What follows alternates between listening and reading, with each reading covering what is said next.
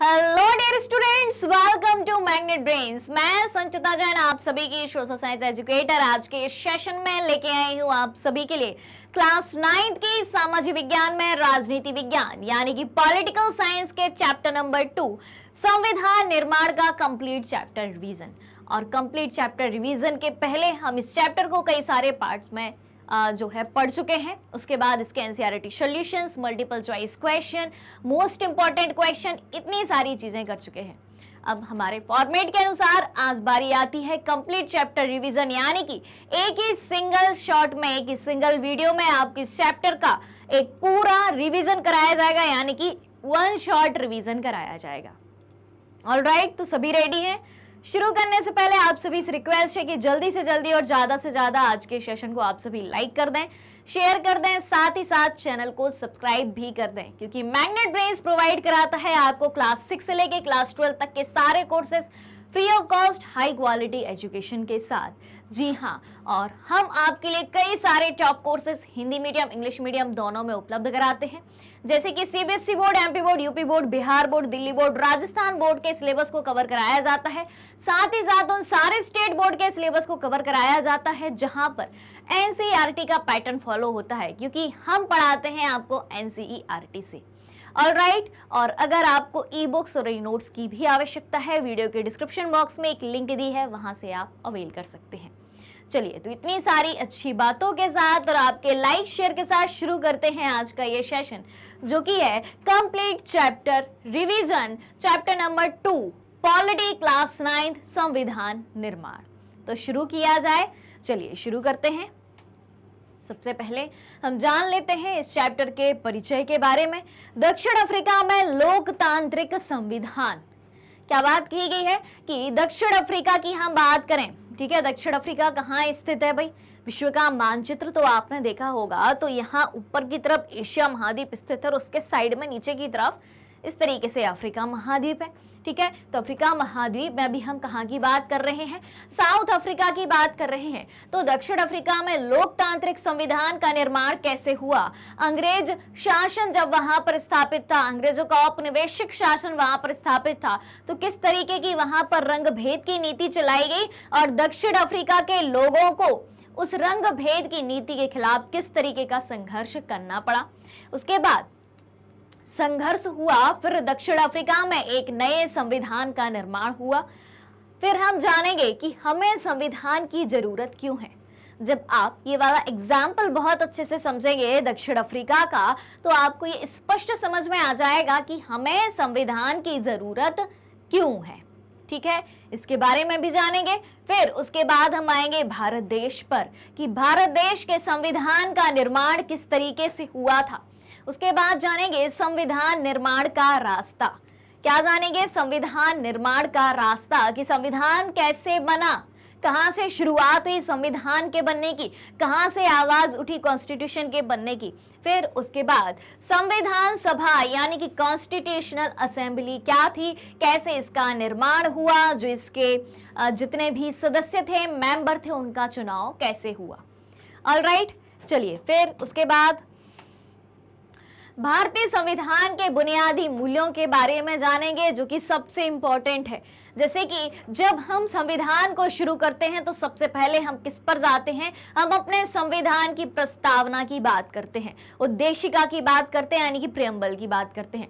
तो हमारे संविधान की प्रस्तावना को एक बुनियादी ढांचा माना जाता है, मूल ढांचा माना जाता है, और उसे ही संविधान की आत्मा के नाम से जाना जाता है। तो उसी में संविधान के कुछ बुनियादी मूल्य हैं, कुछ इथिकल वैल्यूज हैं, वो क्या क्या हैं उनको डिटेल में जानेंगे। फिर जानेंगे कि हमने अपने भारत देश के संविधान का सपना किस तरीके से देखा था और उस सपने को एक वादा निभाते हुए कैसे पूरा किया। फिर संविधान का दर्शन किस तरीके का है, भारत देश के संविधान का स्वरूप हमें किस तरीके का दिखाई देता है, और उसके बाद संस्थाओं का स्वरूप। जैसे कि हम भारत देश में हम बात करें तो हमारे देश की एक पार्लियामेंट है, पार्लियामेंट के कई सारे पार्ट्स हैं, सदन है, ठीक है। ये सब क्या है? ये सब हैं संविधान के द्वारा निर्मित संस्थाएं हैं, उनका स्वरूप किस तरीके का है। ऑलराइट, चलिए, तो ये बात हो गई इस चैप्टर के इंट्रोडक्शन की, यानी कि पाठ परिचय की।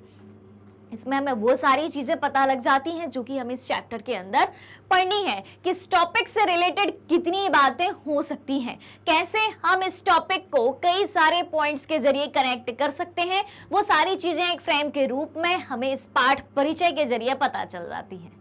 ऑलराइट, ऑल क्लियर, सब कुछ बढ़ा जाए फिर आगे। चलिए तो अब शुरुआत करते हैं आज के पहले टॉपिक की।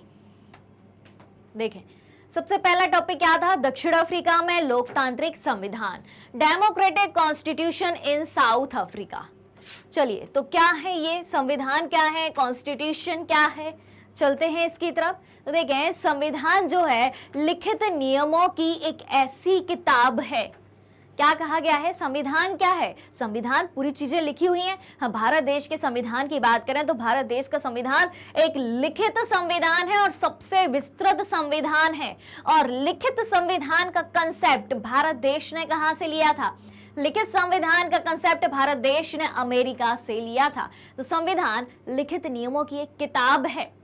ठीक है, संविधान आपसे पूछेगी क्या है तो आप बोलेंगे कि हमारे देश के शासन को चलाने के लिए एक लिखित किताब है जिसमें सारे नियम लिखे गए हैं। लिखित नियमों की एक किताब है जिसे किसी देश में रहने वाले लोग सामूहिक रूप से मानते हैं। किसी भी देश, जैसे भारत देश के संविधान की बात करें या किसी भी देश के संविधान की बात करें तो उस देश में जितने भी लोग रह रहे हैं वो सभी सामूहिक रूप से उस संविधान का पालन करेंगे। ठीक है, और संविधान ही सर्वोच्च कानून है। अगर आपसे पूछा जाए कि आपके देश का सबसे ऊंचा कानून कौन सा है तो आप बोलेंगे हमारे देश का संविधान या कॉन्स्टिट्यूशन। ऑलराइट, चलिए फिर क्या है? संविधान लोगों के बीच आपसी संबंध तथा लोगों और सरकार के बीच संबंध तय करता है। संविधान क्या तय करता है? संविधान लोगों के बीच आपसी संबंध को तय करता है और लोगों और सरकारों के बीच के संबंध को तय करता है कि उस देश की जनता के बीच आपसी संबंध क्या होना चाहिए और उस देश की सरकार और जनता के बीच आपसी संबंध क्या होना चाहिए, ये तय करता है। ऑलराइट, ऑल क्लियर, यहां तक की बात क्लियर। चलें अब आगे। चलिए तो संविधान है क्या, वो चीज हमें आसान सी भाषा में पता चल गई। अगर यहां भी कोई डाउट हो तो जल्दी से आपको कमेंट करना है। चलिए अब देखें, अब दक्षिण अफ्रीका में क्या हुआ था? रंगभेद के खिलाफ संघर्ष हुआ था क्योंकि वहां पर ब्रिटिश सरकार ने अपना औपनिवेशिक शासन स्थापित कर लिया था। अब आप बोलेंगे ये औपनिवेशिक शासन क्या होता है? तो भाई ब्रिटिश सरकार ने कई देशों पर अपना अधिकार जमा के रखा था, कई देशों को अपने कब्जे में करके रखा था। तो जब कोई शक्तिशाली देश अपने से थोड़े से कमजोर देश पर अपना शासन स्थापित करना चाहे, और क्यों? वहां की अपार धन संपदा को देखकर, वहां के रिसोर्सेस को देखकर, वहां के नेचुरल रिसोर्सेस यानी कि प्राकृतिक संसाधनों को देखकर कि भाई हम यहाँ जाएंगे, यहाँ के लोगों को दबाएंगे, इनके संसाधनों पर, इनके रिसोर्सेस पर कब्जा करेंगे और अपना पैसा बनाएंगे, अपने देश को ऊंचा उठाएंगे। ठीक है, तो उसे क्या कहा जाता है? उसे कहा जाता है औपनिवेशिक शासन। ठीक है, तो अब जैसे कि मैंने आपको बताया अंग्रेजों ने कई देशों पर अपना शासन जमा के रखा था, तो दक्षिण अफ्रीका में भी अपना शासन स्थापित करके रखा था। अब वहां पर इन्होंने क्या किया?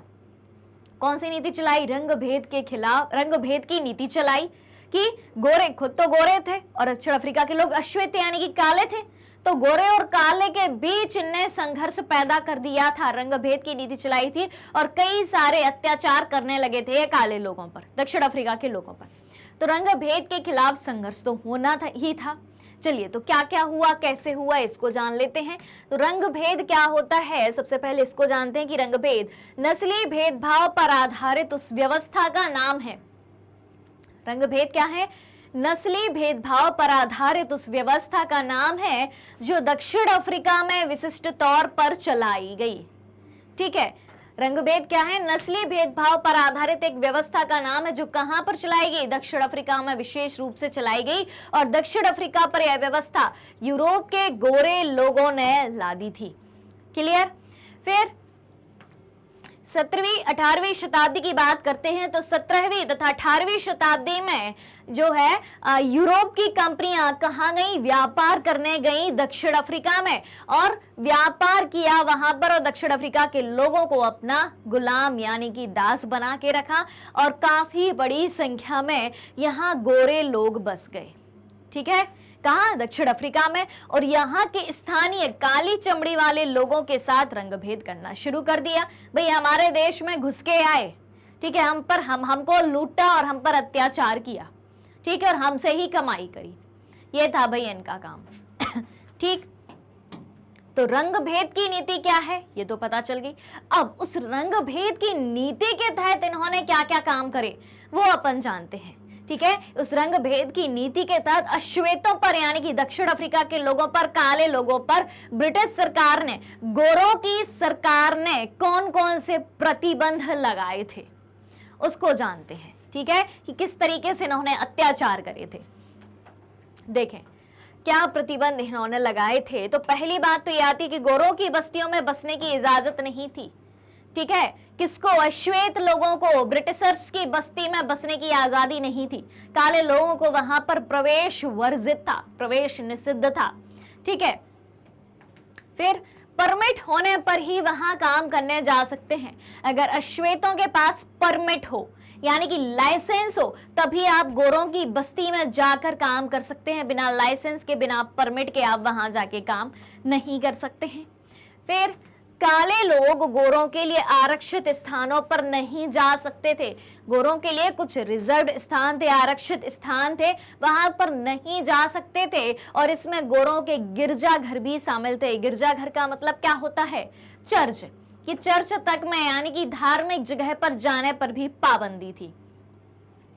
उसके बाद क्या है, अश्वेतों को संगठन बनाने और इस भेदभावपूर्ण व्यवहार का विरोध करने का भी अधिकार नहीं था कि काले लोग जो हैं वो अपना संगठन बना सकें और संगठन बना के एकता के साथ गोरों का विरोध कर सकें, इस रंग भेद की नीति का विरोध कर सकें। तो कुछ इस तरीके के प्रतिबंध जो है रंग भेद की नीति के अंतर्गत लगाए गए थे। ठीक है, फिर दक्षिण अफ्रीका में लोकतांत्रिक संविधान के अंतर्गत अब हम जानते हैं दक्षिण अफ्रीका के स्वतंत्रता संग्राम के बारे में, कि दक्षिण अफ्रीका का स्वतंत्रता संग्राम किस तरीके से हुआ था, कैसे किस प्रकार से वहां के लोगों ने आजादी पाई थी ब्रिटिश सरकार से। ऑलराइट, क्लियर है? तो भाई लाइक शेयर बराबर से हो रहा कि नहीं हो रहा, पहले तो ये बता दो। सबने लाइक शेयर किया, चैनल को सब्सक्राइब किया। ऑलराइट, चलिए तो देखें दक्षिण अफ्रीका के स्वतंत्रता संग्राम के बारे में जानते हैं। ठीक है, अफ्रीकी नेशनल कांग्रेस के झंडे तले दक्षिण अफ्रीकियों ने 1950 से ही गोरों के विरुद्ध आजादी की लड़ाई लड़ी। क्या बात कही गई है, अफ्रीकी नेशनल कांग्रेस के झंडे तले दक्षिण अफ्रीकियों ने कब से लड़ाई चालू कर दी थी, 1950 से लड़ाई चालू कर दी थी। किसके विरुद्ध, गोरों के विरुद्ध। किसकी लड़ाई, आजादी की लड़ाई की। भाई अब हमें ये ब्रिटिशर्स नहीं चाहिए हैं, हमने इनको बहुत सह लिया। और किसके तले, अफ्रीकी नेशनल कांग्रेस के झंडे तले ये लड़ाई इन्होंने चालू करी थी। और लड़ते लड़ते आखिर 26 अप्रैल 1994 को, कौन सी तारीख है वो, 26 अप्रैल 1994 को दक्षिण अफ्रीका गणराज्य का नया झंडा लहराया और यह एक लोकतांत्रिक देश बन गया।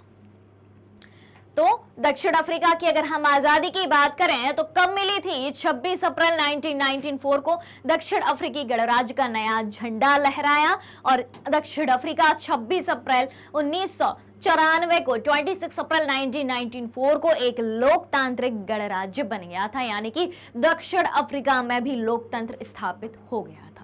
तो दो बातें यहां से आपको याद रखनी है कि आजादी की लड़ाई दक्षिण अफ्रीका के लोगों ने अफ्रीकी नेशनल कांग्रेस के झंडे तले लड़ी थी और कब ये दक्षिण अफ्रीका एक लोकतांत्रिक गणराज्य बन गया था, 26 अप्रैल 1994 को बन गया था। चलिए अब देखें, यूरोपीय अल्पसंख्यक गोरों की सरकार स्थानीय काले लोगों पर अत्याचार करती रही।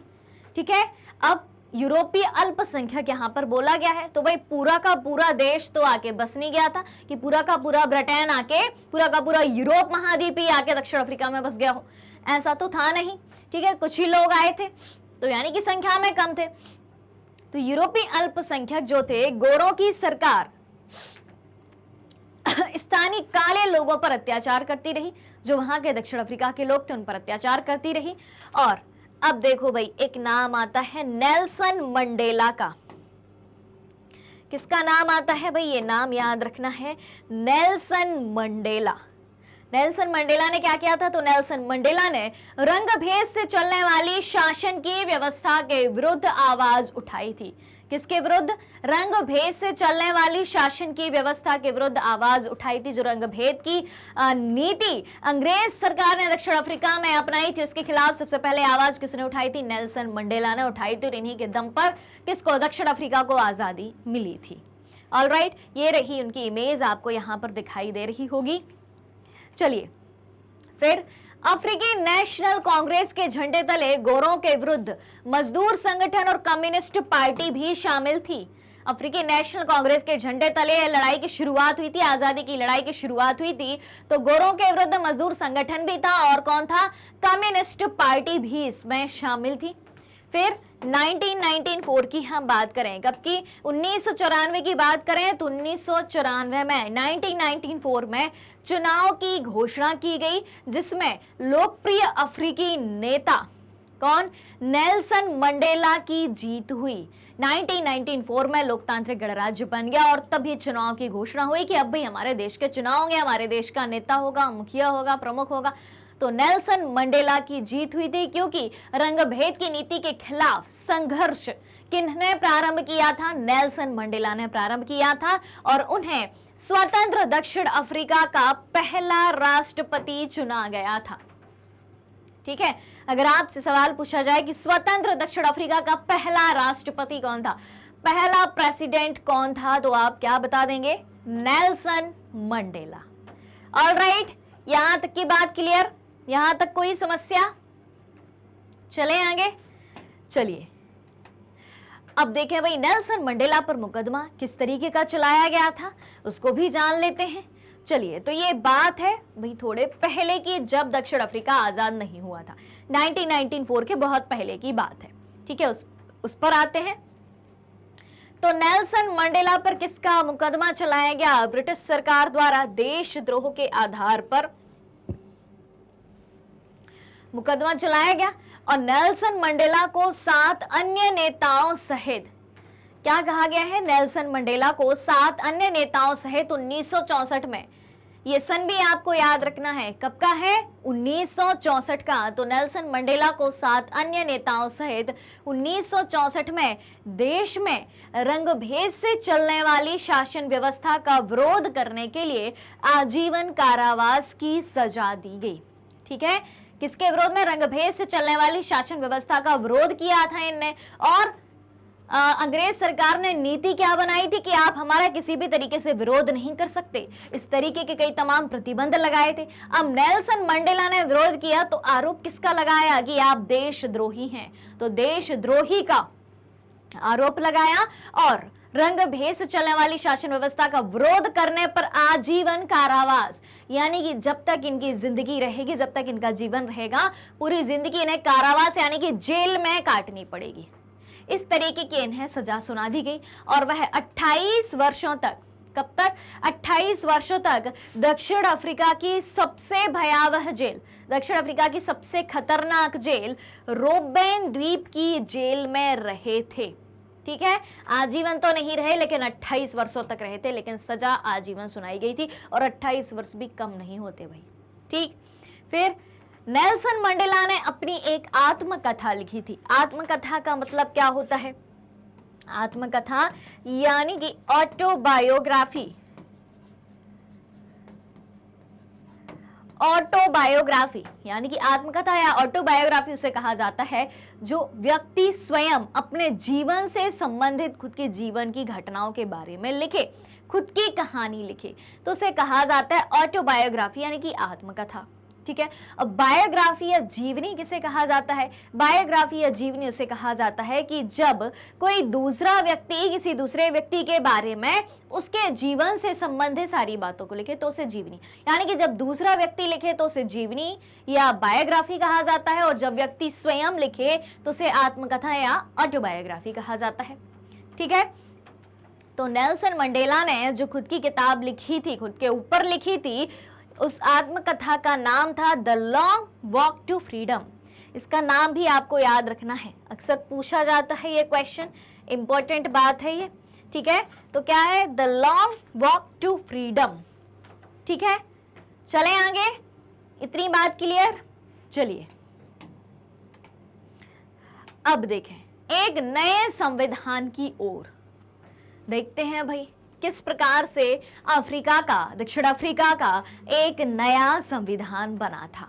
तो अफ्रीका का संविधान जो है इतिहास और भविष्य दोनों की बातें करता है, ठीक है, कि इतिहास में क्या हुआ था, इतिहास के किन नियमों को लेके आगे चलना है और भविष्य में हमें अपने देश का संचालन कैसे करना है। तो इतिहास और भविष्य दोनों की बातों को लेके चलता है।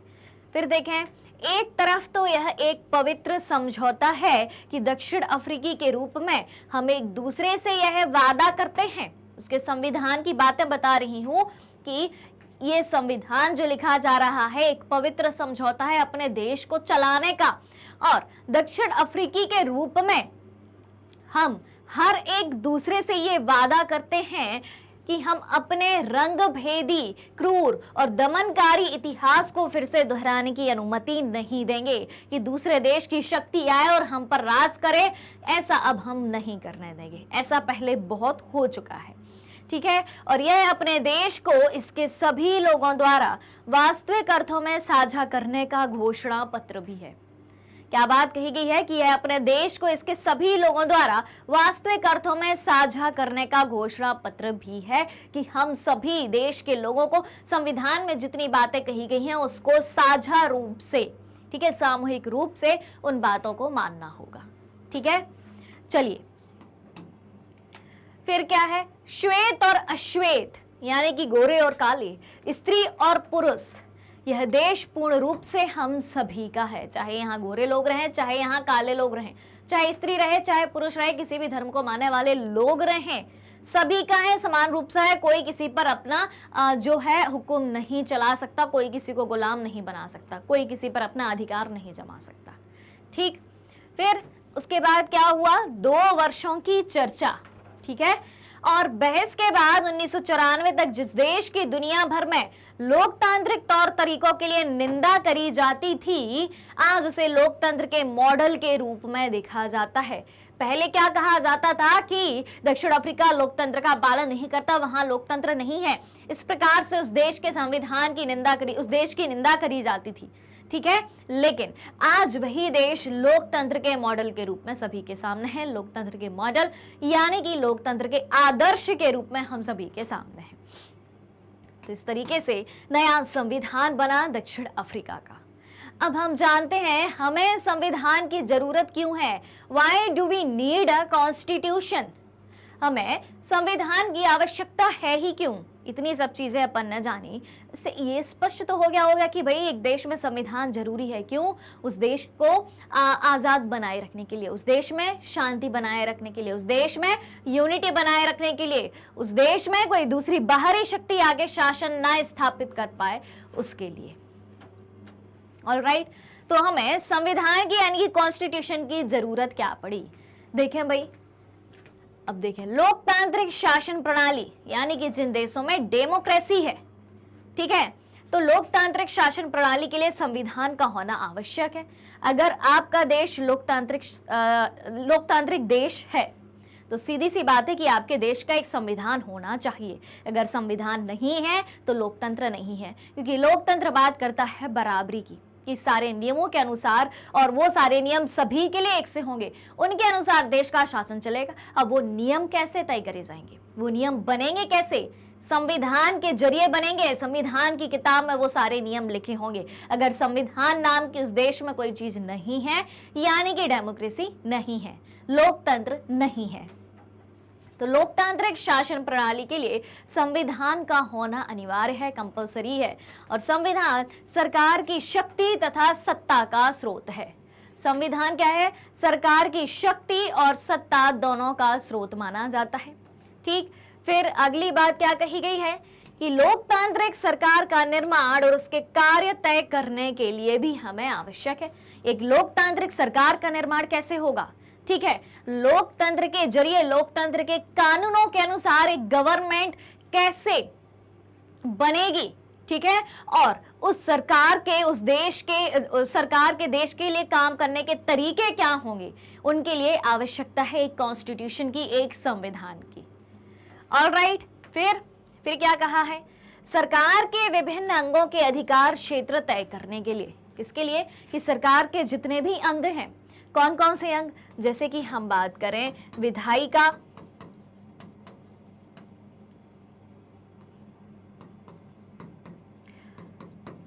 फिर क्या है भाई, न्यायपालिका, सॉरी दूसरे नंबर पर अपन लेके चलते हैं कार्यपालिका को, विधायिका, कार्यपालिका और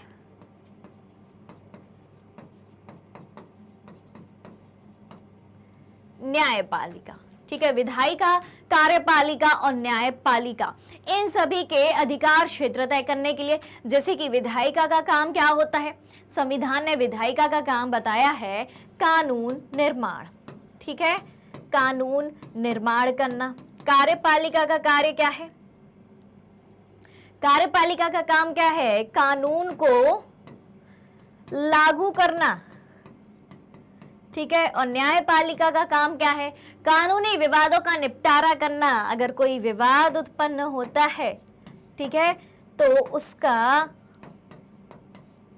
निपटारा करना।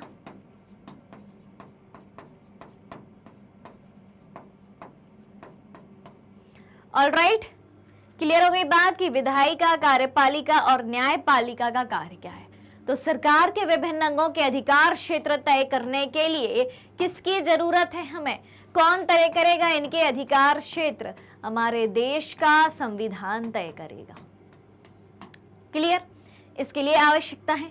फिर सरकार को अपनी शक्तियों के दुरुपयोग से रोकने के लिए, कि सरकार अपनी शक्तियों का दुरुपयोग ना करे। सरकार के पास कई सारी शक्तियां हैं, लेकिन सरकार का भी एक दायरा है, उसकी भी कुछ लिमिटेशंस है, कुछ सीमाएं तय करी गई हैं कि आप उन सीमा के बाहर जाके काम नहीं कर सकते। आपको जो पावर्स दी गई हैं, जो शक्तियां दी गई हैं, आप उनका मिसयूज नहीं कर सकते, यानी कि उनका दुरुपयोग नहीं कर सकते, गलत फायदा नहीं उठा सकते। वो सारी बातें किसमें लिखी है, संविधान में तय करी गई हैं, इसलिए हमें संविधान की जरूरत है। फिर नागरिकों के अधिकार को सुरक्षित करने के लिए भारत देश के संविधान के द्वारा भारतीय नागरिकों को प्रमुख रूप से 6 मौलिक अधिकार दिए गए हैं, 6 फंडामेंटल राइट्स दिए गए हैं। वो अधिकार सुरक्षित रहें, उन अधिकारों का उल्लंघन ना हो किसी भी प्रकार से, इसके लिए किसकी आवश्यकता है, संविधान की आवश्यकता है। और अगर उन नागरिक अधिकारों का, उन फंडामेंटल राइट्स का, उन मौलिक अधिकारों का किसी भी तरीके से उल्लंघन होता है तो क्या किया जाएगा, क्या किया जाएगा, उल्लंघन होगा तो भाई सजा मिलेगी, सीधी सी बात है, ठीक है। फिर एक अच्छे समाज के गठन के लिए, अब एक अच्छा समाज क्या कहलाता है, क्या डेफिनेशन होती है एक बहुत अच्छी सोसाइटी की, बहुत अच्छे समाज की, वो होती है कि उस समाज में शांति हो, सभी व्यक्ति एकता के साथ रहें, सभी का एक दूसरे पर विश्वास जमा होना चाहिए। ऑलराइट, तो एक अच्छे समाज के गठन के लिए और इन सब कामों के लिए जो है हमें संविधान की आवश्यकता है। अगर आपसे क्वेश्चन पूछा जाए कि संविधान की आवश्यकता किस लिए है, संविधान की आवश्यकता क्यों है, तो ये सारी बातें आप लिख सकते हैं। इन कारणों के चलते हमें कॉन्स्टिट्यूशन की जरूरत है। चलिए अब हम जानते हैं संविधान के प्रमुख कार्य। संविधान के क्या कार्य हैं, यहां से भी सीधा क्वेश्चन पूछा जा सकता है और ये बात बहुत इंपॉर्टेंट है, ठीक है। किस तरीके से क्वेश्चन पूछा जा सकता है कि संविधान के प्रमुख कार्यों के बारे में बताइए। तो चलिए देखते हैं एक एक करके। पहली बात कही गई है कि यह साथ रह रहे विभिन्न तरह के लोगों के बीच जरूरी भरोसा और सहयोग विकसित करता है, ठीक है। एक देश में जितने भी लोग रह रहे हैं, भारत देश में कई सारे धर्म, जाति, भाषाओं को बोलने वाले लोग रहते हैं, ठीक है। अब इतने सारे लोग रह रहे हैं, अलग अलग धर्म के हैं, अलग अलग भाषा के हैं, अलग अलग जाति के हैं, अलग अलग स्टेट के हैं, तो एक व्यक्ति दूसरे व्यक्ति पर भरोसा कैसे करेगा, संविधान के द्वारा, कि भैया अगर कुछ होता है, बीच में कुछ खटपट होती है, मतभेद होते हैं, झगड़े होते हैं, तो भाई संविधान है, ठीक है, विवादों का निपटारा होगा। क्लियर। तो सबसे बड़ा कार्य क्या है इसका कि यह साथ रह रहे विभिन्न तरह के लोगों के बीच जरूरी भरोसा और सहयोग को विकसित करता है। दूसरी बात क्या कही गई है कि यह स्पष्ट करता है कि सरकार का गठन कैसे होगा। संविधान क्या स्पष्ट करता है कि उस देश की सरकार का गठन कैसे होगा, सरकार का निर्माण कैसे होगा और उस देश के फैसले लेने का अधिकार किसे होगा। यह भी कार्य है संविधान का। अगली बात क्या कही गई है कि यह सरकार के अधिकारों की सीमा तय करता है। संविधान क्या तय करता है? सरकार के अधिकारों की सीमा तय करता है और हमें बताता है कि नागरिकों के अधिकार क्या हैं, उस देश के नागरिकों के अधिकार क्या हैं और उस देश की जो सरकार है, ठीक है, तो उसके भी कुछ दायरे हैं, कुछ लिमिटेशंस हैं। और यह अच्छे समाज के गठन के लिए लोगों की आकांक्षाओं को भी व्यक्त करता है। ठीक है, कि उस देश के लोगों की क्या आकांक्षा है, क्या उम्मीदें हैं, उसके अनुसार उस देश के समाज का गठन कैसे होना चाहिए, ये सारे काम किसके होते हैं? एक देश के संविधान के होते हैं। ऑलराइट, अब संविधान निर्माण के रास्ते के बारे में समझ लेते हैं कि संविधान का निर्माण कैसे हुआ। ठीक है, तो भारत जैसे विशाल व विविधता भरे देश के लिए संविधान बनाना आसान काम तो नहीं था। भारत जैसे विशाल देश, कितना बड़ा देश है भाई, पूरब से पश्चिम, उत्तर से दक्षिण तक की हम बात करें तो भारत का कुल क्षेत्रफल कितना है?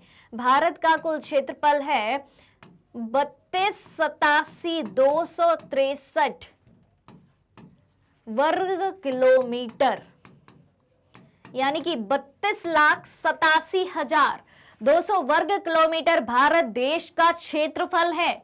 बात आ रही है समझ में?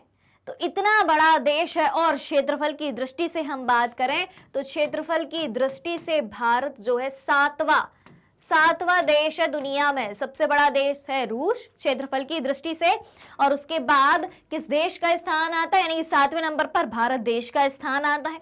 तो इतने बड़े देश, विशाल देश और विविधता भरे देश, विविधता यानी कि डाइवर्सिटी। अब किस तरीके की डाइवर्सिटी या विविधता है भारत देश में? धार्मिक विविधता, जातीय विविधता, भाषाई विविधता, प्रांतीय विविधता, हर क्षेत्र में अलग अलग तरीके के लोग रहते हैं। ठीक है, तो जब इतना बड़ा देश है और इतनी ज्यादा डाइवर्सिटी है तो इतने बड़े देश के लिए और इतनी बड़ी विविधता भरे देश के लिए क्या संविधान बनाना आसान काम था? बिल्कुल भी नहीं था, क्योंकि हर एक वर्ग की, हर एक समुदाय की, हर एक कम्युनिटी की भावनाओं को ध्यान में रखना था ताकि सभी को बराबर बराबर अधिकार मिले और आगे जाके कोई भी व्यक्ति उस संविधान का विरोध ना करे। सारे व्यक्ति सामूहिक रूप से साझा मूल्यों के साथ उस देश के संविधान का पालन करें। ठीक है, चलिए एक बात तो हो गई। फिर 1858 के बाद से, जब 1857 में प्रथम स्वतंत्रता संग्राम हुआ था भारत की आजादी का, उसके जस्ट बाद 1858 के बाद से ब्रिटिश सरकार ने भारत सरकार के लिए कई अधिनियम पारित करे थे। ब्रिटिश सरकार ने कई सारे नियम बनाए थे भारत के लिए, लेकिन वो सारे नियम भारतीयों को पसंद नहीं आए। जैसे कि हम बात करें 1919 के रोलेट एक्ट की हम बात करें। ठीक है, ब्रिटिश सरकार नियम बनाती थी, कानून बनाती थी, अधिनियम बनाती थी, एक्ट बनाती थी, लेकिन वो सारे नियम कानून भारतीयों के हितों में कभी नहीं दिखाई दिए। भारत की जनता उन नियमों से, उन कानूनों से और ज्यादा परेशान हो जाती थी, क्योंकि उन नियमों के जरिए भारत की जनता को दबाया ही जाता था। जैसे कि मैं आपसे बात कर रही थी 1919 के रोलेट एक्ट की बात कर रही थी। तो क्या था ये रोलेट एक्ट? तो रोलेट एक्ट के आधार पर अंग्रेजों ने पता क्या किया? अंग्रेजों ने कहा कि हम शक के आधार पर किसी भी भारतीय को गिरफ्तार कर सकते हैं।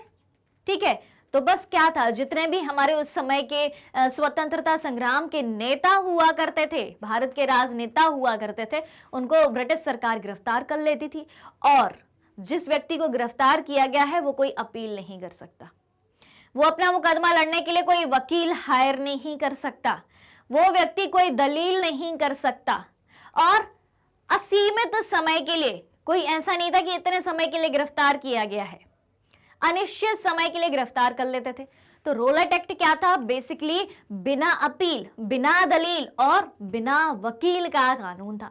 तो क्या यह भारतीयों के हितों में था? बिल्कुल नहीं था। ठीक है, तो ऐसे ब्रिटिश सरकार ने 1858 के बाद से कई सारे अधिनियम पास करना चालू किए, लेकिन भारतीयों की आकांक्षाओं को वो नियम पूरा नहीं कर सके। ठीक है, बात किसकी कर रहे हैं अपन? संविधान निर्माण की बात करें कि संविधान निर्माण का रास्ता कैसा था, तो कहां से कैसे शुरुआत होती है, वो सारी चीजें हमें जाननी होंगी। ठीक है, फिर क्या है, देश ने धर्म के आधार पर हुए बंटवारे की विभीषिका भी झेली थी। धर्म के आधार पर बंटवारा, भारत पाकिस्तान के बंटवारे की बात हो रही है यहाँ पर। पहले भारत पाकिस्तान एक ही देश हुआ करते थे, लेकिन भारत ने जो है भारत पाकिस्तान का जो धर्म के आधार पर बंटवारा हुआ था उसकी विभीषिका को भी झेला था। और उसके पहले की, थोड़े से पहले की बात करें, 1928 की हम बात करें तो 1928 में मोतीलाल नेहरू और कांग्रेस के 8 अन्य नेताओं ने भारत का संविधान लिखा था। 1928 में भी भारत का संविधान लिखा गया था, लेकिन तब भारत आजाद ही नहीं हुआ था, तो भारत देश का संविधान कैसे लागू हो पाता। ठीक है, फिर 1931 में कराची में एक अधिवेशन हुआ था। कहां पर? कराची में एक अधिवेशन हुआ। अब कराची कहां है? अगर हम वर्तमान समय की बात करें तो वर्तमान में तो कराची पाकिस्तान में है, पाकिस्तान की एक सिटी है, एक शहर है। लेकिन उस समय 1931 की बात करें तो यह भारत का ही हिस्सा था, क्योंकि तब तक भारत पाकिस्तान एक ही थे। तो 1931 में कांग्रेस का कराची में अधिवेशन हुआ। जैसे कि हम सभी जानते हैं कि कांग्रेस की स्थापना कब हुई थी? 1885 में हुई थी। ठीक है, 1885 में क्या हुआ था? कांग्रेस की स्थापना हुई थी और तब से लेके हर वर्ष अलग अलग जगह पर इनका एक अधिवेशन हुआ करता था, यानी कि इनका एक सम्मेलन हुआ करता था। तो 1931 में कराची में अधिवेशन हुआ और भारतीय राष्ट्रीय कांग्रेस के अधिवेशन में प्रस्ताव यह भी रखा गया कि आजाद भारत का संविधान कैसा होना चाहिए।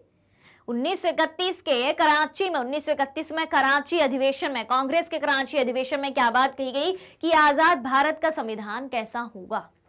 ठीक, फिर इन दोनों ही दस्तावेजों में स्वतंत्र भारत के संविधान में क्या बात की गई है? इन दोनों ही दस्तावेजों में स्वतंत्र भारत के संविधान में सार्वभौमिक वयस्क मताधिकार, स्वतंत्रता और समानता का अधिकार और अल्पसंख्यकों के अधिकारों की बात भी कही गई थी। क्या बात कही गई है? इन दोनों ही दस्तावेजों में स्वतंत्र भारत के संविधान में सार्वभौमिक वयस्क मताधिकार, स्वतंत्रता और समानता का अधिकार और अल्पसंख्यकों के अधिकारों की भी बात कही गई थी कि देश में सभी नागरिकों को सार्वभौमिक वयस्क मताधिकार होना चाहिए। अब सार्वभौमिक वयस्क मताधिकार होता क्या है? तो सार्वभौमिक वयस्क मताधिकार उसे कहते हैं, यानी कि 18 वर्ष और उससे अधिक आयु का हर व्यक्ति वोट डालने का अधिकार रखता है, उसके पास मतदान का अधिकार है। स्वतंत्रता और समानता, सभी व्यक्ति स्वतंत्र हैं और सभी समान रूप से हमारे देश में रह सकते हैं, सभी के पास समानता का अधिकार है। और अल्पसंख्यकों के अधिकारों की भी बात कही, जैसे कोई कम्युनिटी संख्या में कम है, यानी कि इस कम्युनिटी की जनसंख्या कम है, वो क्या हुए? वो अल्पसंख्यक हुए, माइनॉरिटी हुए वो। ठीक है, तो अल्पसंख्यक के अधिकारों की भी बात कही गई कि भाई ऐसा नहीं होगा कि जिस कम्युनिटी के लोग ज्यादा हैं वो अपने से कम जनसंख्या वाले लोगों पर, जिस कम्युनिटी की कम जनसंख्या, उन पर अपना अधिकार बनाए। तो अल्पसंख्यकों के लिए भी अधिकार दिए गए कि भाई आप सभी को, जितने भी लोग देश में रह रहे हैं, जितने भी लोग इस देश के सिटीजन हैं, नागरिक हैं, सभी को समान रूप से अधिकार दिए जाते हैं। ऑलराइट, और इस तरह से भारतीय संविधान की नींव रखी गई थी। ठीक है, हमने क्या जाना था? टॉपिक क्या था कि भारतीय संविधान का रास्ता या संविधान निर्माण का रास्ता कैसे था, तो स्टेप बाय स्टेप कैसे कैसे शुरुआत हुई, कैसे कैसे हम आगे बढ़े संविधान बनाने की ओर, वो सारी बातें मैंने आपको बताई। अब बताओ भाई, यहां तक कोई दिक्कत है, कोई समस्या है, कोई डाउट, कोई क्वेश्चन? जल्दी से कमेंट करके बता देना है अगर आपका कोई भी सवाल हो, छोटा बड़ा कोई भी सवाल हो, कोई चीज समझ में ना आई। और हाँ जी, लाइक, कमेंट, शेयर, सब्सक्राइब, ये सब करते जाना है बीच बीच में। चलिए अब हम बात करते हैं संविधान सभा की। संविधान निर्माण के रास्ते हमने देखे कि कैसे कैसे हम संविधान निर्माण की ओर बढ़े। अब संविधान बनाने के लिए एक संविधान सभा की जरूरत तो पड़ेगी, एक असेंबली की जरूरत तो पड़ेगी। तो ये संविधान सभा या कॉन्स्टिट्यूशनल असेंबली है क्या, इसको जानते हैं। देखें, तो चुने गए जनप्रतिनिधियों की जो सभा संविधान नामक विशाल दस्तावेज को लिखने का काम करती है, उसे क्या कहा जाता है? उसे संविधान सभा यानी कि कॉन्स्टिट्यूशनल असेंबली कहा जाता है। ठीक है, अब ध्यान से सुनना, एक बार फिर से रिपीट कर रही हूं, एक एक शब्द को बताऊंगी। चुने हुए जनप्रतिनिधियों की सभा, वो जनप्रतिनिधि, ठीक है, यानी कि वो नेता, उन्हें जनप्रतिनिधि कहा गया है, उनको चुना गया है, उनका चुनाव किया गया है, भारत के लोगों ने उनको चुना है। ठीक है, तो चुने हुए जनप्रतिनिधियों की जो सभा संविधान नामक विशाल दस्तावेज को लिखने का काम करती है। संविधान छोटा मोटा दस्तावेज है, पूरी की पूरी किताब है भाई साहब, जिसमें कई सारे आर्टिकल हैं, कई सारे अनुच्छेद हैं, तो उसको लिखने का काम करती है। उसे क्या कहा जाता है? उसे संविधान सभा यानी कि कॉन्स्टिट्यूशनल असेंबली कहा जाता है। क्लियर? तो ये बात हो गई संविधान सभा की। अब भारतीय संविधान सभा के बारे में जानते हैं कि आखिर भारतीय संविधान सभा का निर्माण कैसे हुआ, भारतीय कॉन्स्टिट्यूशनल असेंबली का निर्माण कैसे हुआ। तो देखें, भारतीय संविधान सभा के लिए जुलाई 1946 में चुनाव हुए थे। भारतीय संविधान सभा के लिए चुनाव कब हुए थे? जुलाई 1946 में हुए थे। ये डेट जो है आपको याद रखनी है। ठीक है, और संविधान सभा की पहली बैठक कब हुई थी, ये बात भी आपको याद रखनी है। तो दिसंबर 1946 को संविधान सभा की यानी कि कॉन्स्टिट्यूशनल असेंबली की पहली बैठक हुई थी। ठीक है, चुनाव कब हुए? जुलाई 1946 में, और पहली बैठक कब हुई थी? दिसंबर 1946 में हुई थी। और इसके तत्काल बाद देश जो है दो हिस्सों, भारत और पाकिस्तान में बट गया था। भारत को कितने हिस्सों में बांट दिया? जैसे ही संविधान सभा का निर्माण हुआ और भारत को दो हिस्सों में बांट दिया बैठक के बाद, भारत और पाकिस्तान। फिर दोनों देशों के लिए अलग अलग संविधान सभा बनी, दोनों देशों के लिए अलग अलग संविधान बना। ठीक है, दो देशों का निर्माण हुआ तो दोनों देशों की अलग अलग कॉन्स्टिट्यूशनल असेंबली भी होगी और दोनों देशों का अलग अलग कॉन्स्टिट्यूशन भी होगा।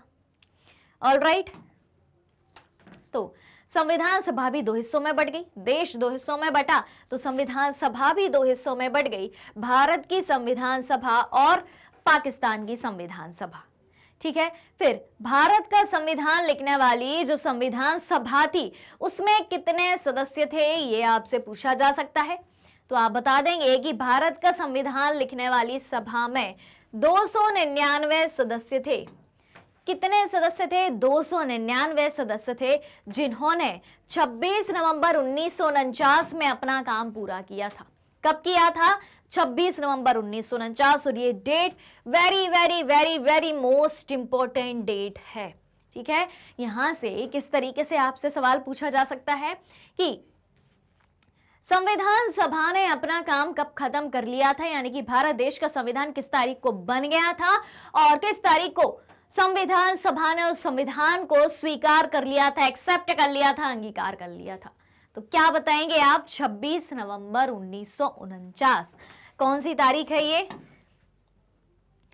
26 नवंबर 1949। All right, all clear. चलिए अब देखें, प्रारूप कमेटी के अध्यक्ष डॉक्टर भीमराव अंबेडकर। ये भी बहुत इंपॉर्टेंट पॉइंट है भाई। कौन सी कमेटी है भाई? प्रारूप कमेटी। ठीक है, प्रारूप कमेटी के अध्यक्ष कौन थे? अब सबसे पहली बात तो ये आती कि प्रारूप कमेटी क्या होती है, पहले ये अपन बात पूरी कर लें। तो प्रारूप कमेटी के अध्यक्ष, ठीक है, कौन थे?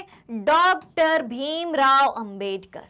ठीक है, अब देखो प्रारूप कमेटी क्या होती है। प्रारूप का मतलब होता है, प्रारूप का अपन मतलब समझें तो प्रारूप का मतलब होता है भाई साहब ड्राफ्ट। क्या होता है? ड्राफ्ट। यानी कि जब अपन कोई भी योजना बनाते हैं उसका एक ड्राफ्ट बनाते, एक प्रारूप बनाते हैं, लिखते हैं कि भाई हमें इस योजना में क्या क्या काम करना है। तो भाई जब संविधान बनाया गया था उसके पहले इस संविधान का प्रारूप बनाया गया था, एक फ्रेम बनाया गया था, एक ड्राफ्ट बनाया गया था कि हमारे देश का संविधान कैसा होना चाहिए। तो ये हो गई भाई प्रारूप, ये हो गया प्रारूप। अब उसकी एक कमेटी बनी थी और उसके अध्यक्ष किसको चुना गया था? उसके अध्यक्ष डॉक्टर भीमराव अंबेडकर को बनाया गया था। ठीक है, तो आपसे सीधा सवाल पूछा जा सकता है कि प्रारूप कमेटी या प्रारूप समिति के अध्यक्ष कौन थे? डॉक्टर भीमराव अंबेडकर। भारत देश के संविधान का प्रारूप किसने बनाया था? डॉक्टर भीमराव अंबेडकर, जिन्हें हम बाबा साहब अंबेडकर के नाम से भी जानते हैं। ठीक है, तो प्रारूप समिति के अध्यक्ष डॉक्टर भीमराव अंबेडकर ने चर्चा के लिए एक प्रारूप संविधान बनाया।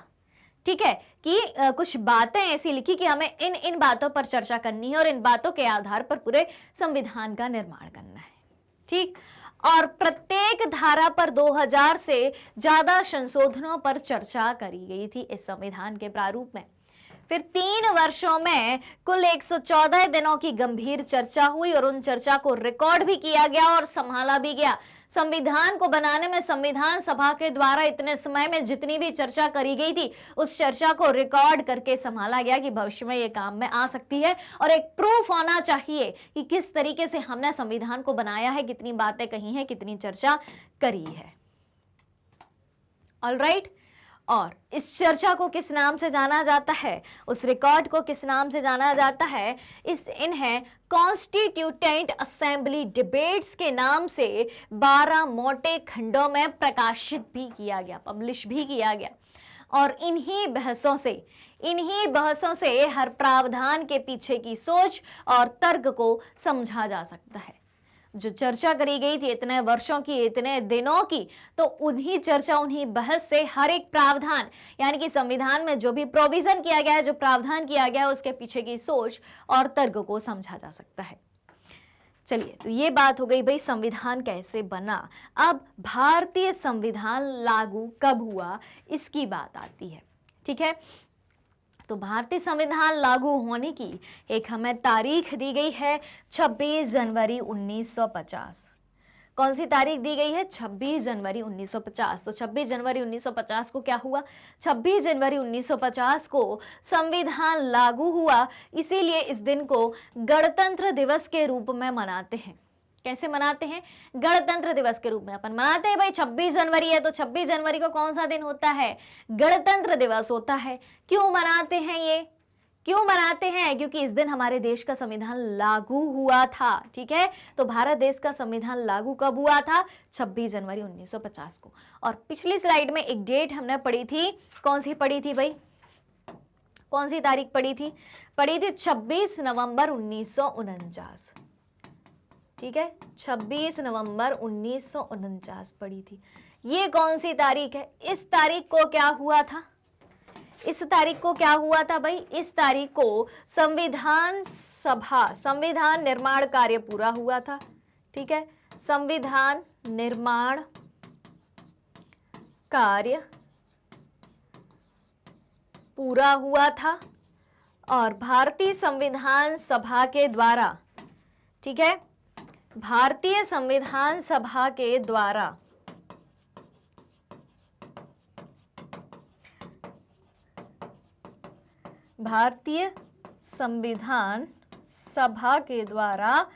संविधान को स्वीकार किया गया।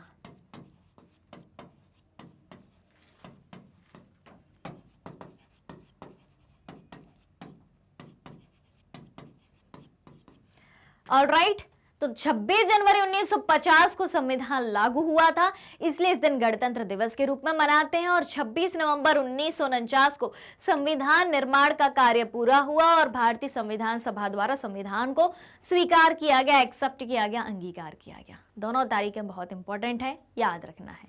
ऑलराइट, चलिए अब क्या है, भारतीय संविधान की कुछ विशेषताओं के बारे में भी जान लेते हैं कि आखिर भारतीय संविधान की विशेषताएं क्या क्या हैं। तो देखें क्या क्या है। संघीय सरकार है। ठीक है, संघीय सरकार से मतलब क्या होता है? यानी कि केंद्र सरकार और राज्य सरकार के पास, ठीक है, केंद्र सरकार और राज्य सरकार के पास अपनी अपनी अलग अलग शक्तियां हैं काम करने की। फिर संस्थात्मक सरकार है, हमारे देश की एक संसद है, वहां से पूरे देश का शासन चलता है। फिर प्रभुत्व संपन्न लोकतांत्रिक गणराज्य है। कैसे है? यानी कि हमारा देश आजाद हो चुका है, हमारे देश का एक संविधान है, अब कोई भी दूसरा देश आकर हम पर शासन नहीं कर सकता। तो प्रभुत्व संपन्न लोकतांत्रिक राज्य है। फिर क्या है? पंथ निरपेक्ष राज्य है। क्या है? पंथ निरपेक्ष राज्य है, यानी कि हमारे देश में जितने भी धर्म के व्यक्ति रहते हैं, जितने भी कम्युनिटी के समुदाय के व्यक्ति रहते हैं, सभी के साथ समान रूप से व्यवहार किया जाएगा। ठीक है। और कोई भी किसी के साथ धार्मिक आधार पर भेदभाव नहीं कर सकता। धार्मिक रूप से सभी व्यक्ति समान है, स्वतंत्र है, और हमारे देश के संविधान का कोई धर्म नहीं होगा, सभी धर्मों को वो समान रूप से देखेगा। ठीक। फिर मूल अधिकार, 6 मूल अधिकारों का प्रावधान भारतीय संविधान में किया गया है, जो भारत देश के नागरिकों को दिए गए हैं, 6 फंडामेंटल राइट्स। फिर उसके बाद एक स्वतंत्र और निष्पक्ष न्यायपालिका की स्थापना करी गई है, जिसमें सबसे ऊपर सर्वोच्च न्यायालय यानी कि सुप्रीम कोर्ट, उसके नीचे अलग अलग राज्य के हाई कोर्ट्स यानी कि उच्च न्यायालय, और उसके नीचे डिस्ट्रिक्ट कोर्ट यानी कि जिला न्यायालय भी स्थापित करे गए हैं। ठीक है। फिर उसके बाद राज्य के नीति निर्देशक सिद्धांत DPSP यानी कि directive principle of state policy, जिसके तहत अलग अलग राज्य अपनी नीतियों का निर्धारण कर सकते हैं। तो ये है हमारे भारत देश के संविधान की कुछ विशेषताएं। ऑलराइट, चलिए चलते हैं अब आगे। अब देखें, अब हम बात करते हैं भारतीय संविधान के कुछ बुनियादी मूल्यों की, guiding values of the Indian constitution. भारतीय संविधान की वैल्यूज क्या है? ठीक है, गाइडिंग वैल्यूज क्या है, बुनियादी मूल्य क्या है, उसको जानते हैं। तो शुरुआत करते हैं कुछ सपने और वायदे से। अब सपने और वायदे का मतलब क्या होता है कि हमारे देश के राजनेताओं ने, स्वतंत्रता संग्राम में भाग लेने वाले व्यक्तियों ने, हमारे देश के उन व्यक्तियों ने जिनका योगदान हमारे भारत देश की आजादी दिलाने में था, उन्होंने किस तरीके के भारत का सपना देखा था और उन सपनों के क्या वायदे उन्होंने करे थे और उन वादों को कैसे पूरा किया था। ठीक है, तो ध्यान से सुनिएगा। भारतीय संविधान निर्माताओं की सूची में एक बड़ा नाम ना होने पर हैरानी होगी।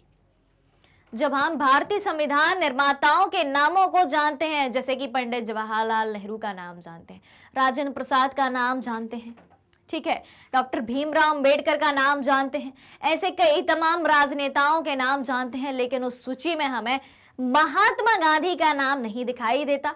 ठीक है, जबकि महात्मा गांधी ने कई सारे आंदोलन चलाए थे और सत्य और अहिंसा के बल पर देश को आजाद कराने की बात कही थी, लेकिन उनका नाम कहीं नहीं दिखाई देता भारतीय संविधान में। तो क्या हम ये कह सकते हैं कि भारतीय संविधान को बनाने में उनकी कोई भूमिका नहीं थी क्या? ठीक है, बिल्कुल थी, लेकिन वो संविधान सभा के सदस्य नहीं थे। कि संविधान निर्माताओं में हमें उनके नाम दिखाई देते हैं जो व्यक्ति संविधान सभा के सदस्य थे, कॉन्स्टिट्यूशनल असेंबली के जो मेंबर थे, उनके नाम ही दिखाई देते हैं। पर संविधान सभा के अनेक सदस्य उनके विचारों के अनुयायी थे। ठीक है, महात्मा गांधी संविधान सभा के सदस्य नहीं थे, इसलिए उनका नाम संविधान निर्माताओं की सूची में नहीं आता। लेकिन जितने भी संविधान सभा के सदस्य थे, वे सभी किन के विचारों को फॉलो करते थे? महात्मा गांधी के विचारों के अनुयायी थे। अनुयायी यानी कि फॉलोवर्स थे। ठीक है, अनुयायी का मतलब क्या होता है? फॉलोवर्स, उनके विचारों को फॉलो करते थे। क्लियर? चलिए, तो ये बात हो गई। तो 1931 में गांधी जी की एक पत्रिका आई थी, यंग इंडिया। ठीक है, यंग इंडिया, इसमें उन्होंने संविधान से अपनी अपेक्षा के बारे में लिखा था। अपेक्षा यानी कि हमारे देश का संविधान कैसा होना चाहिए। ठीक है, किसमें? गांधी जी की एक पत्रिका, कौन सी? Young India. नाम याद रखना है, आपसे पूछा जा सकता है कि गांधी जी की पत्रिका का नाम बताइए, आप क्या बता देंगे? Young India. चलिए, तो वहां उस पत्रिका में कुछ बातें कही गई थी। वो बातें सीधे सीधे भारत के संविधान को रिप्रेजेंट करती हैं कि वो किस प्रकार का संविधान चाहते थे, और फिर उनकी बातों को पढ़ के अपन मैच करेंगे कि क्या उनकी बातें भारत के संविधान से मेल खाती हैं। चलिए, तो क्या बात कही थी उन्होंने? कि मैं भारत के लिए ऐसा संविधान चाहता हूं जो उसे गुलामी और अधीनता से मुक्त रखे। क्या कहा था भाई बापू ने?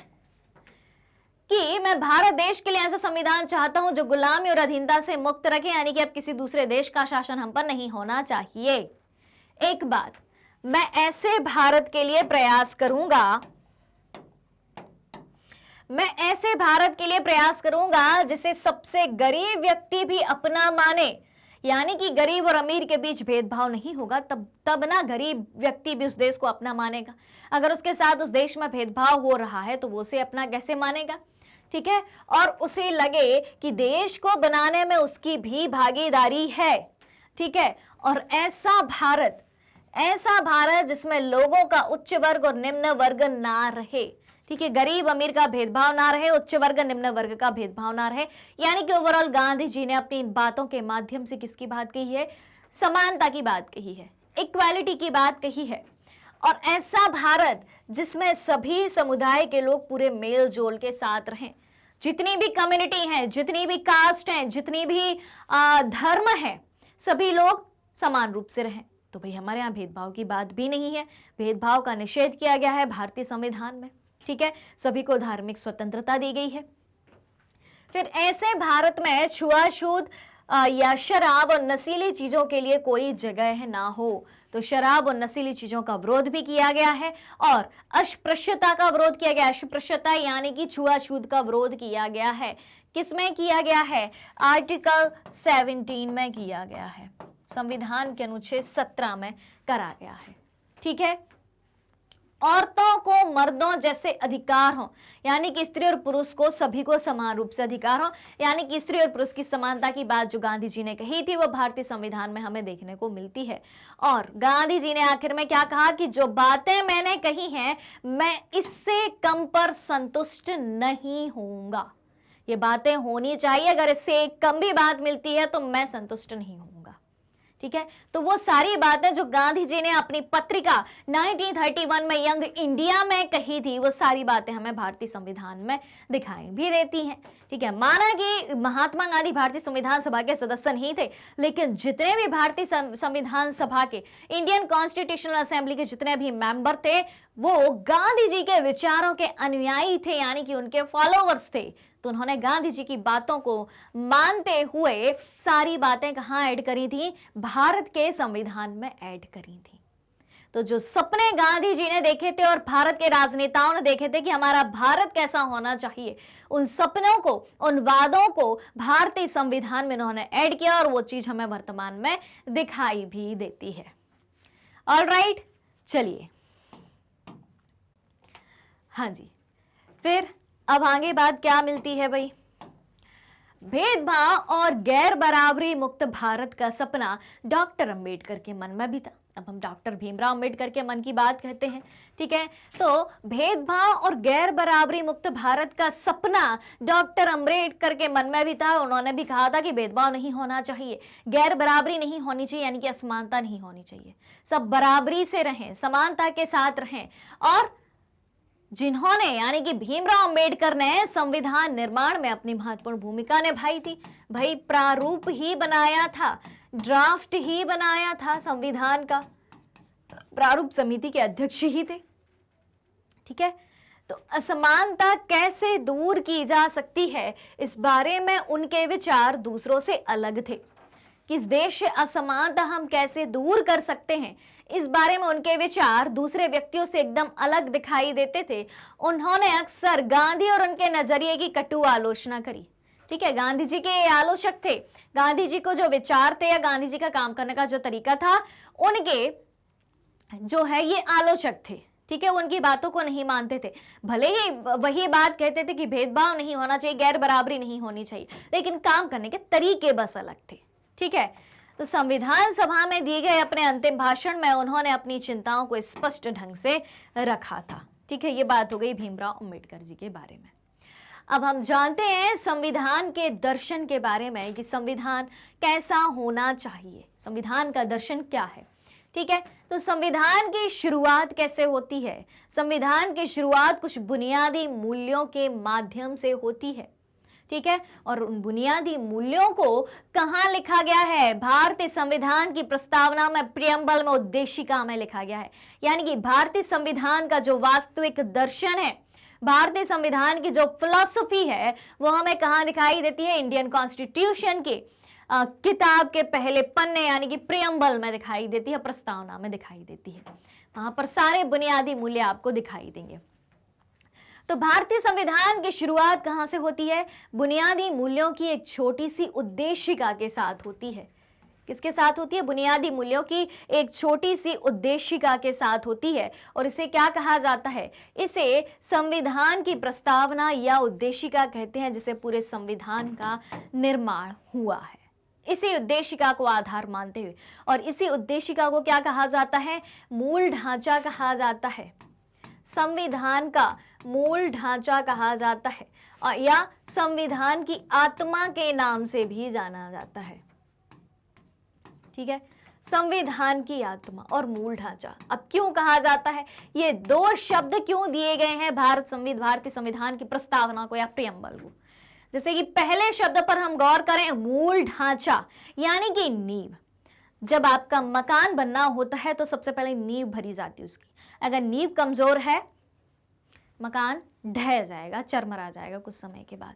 ठीक इसी तरीके से अगर हमारे देश की प्रस्तावना कमजोर है, भारत देश के संविधान की प्रस्तावना कमजोर है, तो क्या होगा? बताओ भाई, पूरा संविधान चरमरा जाएगा। और हाँ, एक बात और कही गई है कि अगर भारत के संविधान में कोई संशोधन होता है, ठीक है, कोई सुधार होता है, कोई अमेंडमेंट होता है, तो ये बात ध्यान रखनी होगी जब अमेंडमेंट करेंगे, जब संशोधन करेंगे, जब सुधार करेंगे, कि हमारे भारत देश के संविधान की जो प्रस्तावना है, प्रियम्बल है, मूल ढांचा है, उसको ठेस नहीं पहुंचनी चाहिए।